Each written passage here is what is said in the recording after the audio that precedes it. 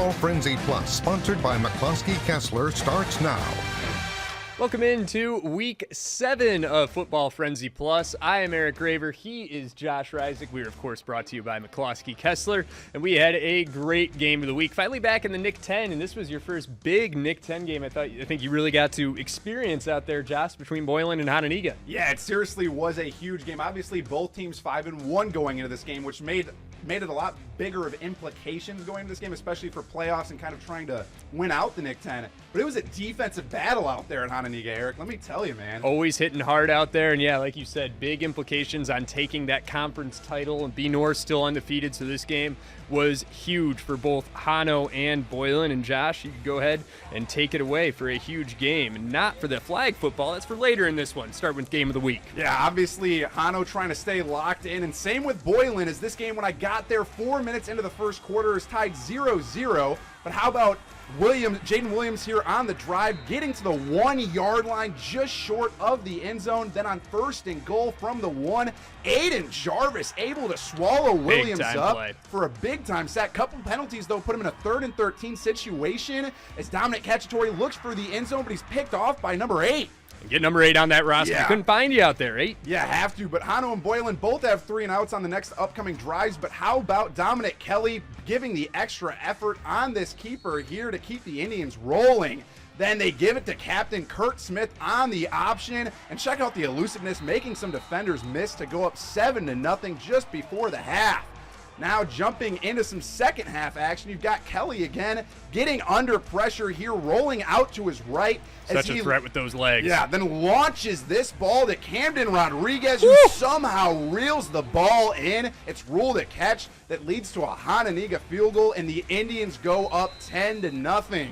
Jumping over to the fourth quarter, though, Boylan trying to make a late comeback as Jaden Williams finds Anthony Lorenzo as he punches it into the end zone, and Boylan's down 10-7. However, Hano pulls away in a great defensive effort on both sides of the ball as the Indians win 17-7 at home and move to 6-1 overall.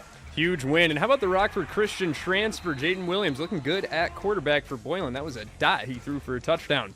Now we got to take you out to Big Northern Country, a battle of 500 teams. Stillman Valley visits GK for their senior night. Loser has to win out to make the playoffs. On the opening drive, Genoa Kingston stopped on 3rd down, so Coach Davicos talks it over, decides to go for it on his own 35-yard line, but Cale Kleinschmidt sets the edge, and that is a turnover on downs. Few plays later, Stillman, with that punishing style of run game, brings it down to the goal line, and then on 3rd down, Lean on their way in to open the scoring, and they would miss the extra point, though, so that makes it 6-0 Cardinals. So now it's on to GK to respond. Hand it off just to cough it up. Stillman with all the momentum early now. Next drive, the Cardinals threatening with the playmaker. Patrick Young shuts the water off right there. Turnover on down, GK ball now. They take advantage. Nate Kleba, the quarterback, finds the playmaker again. Patrick Young, big-time play to take the lead. 7-6 lead before the half.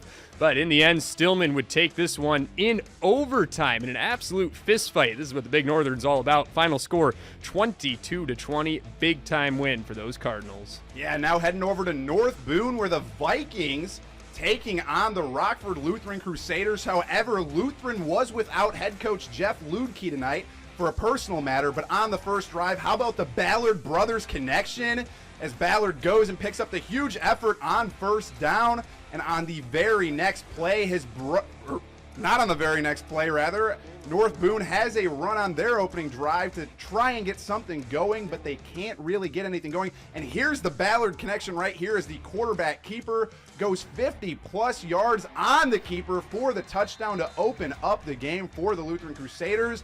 And after that, they go on to stop North Boone on this next play. It's a 4th and 3, looking for Brad Dahl, but the Lutheran defense is too tight there as Lutheran pulls away with this one and the victory at North Boone.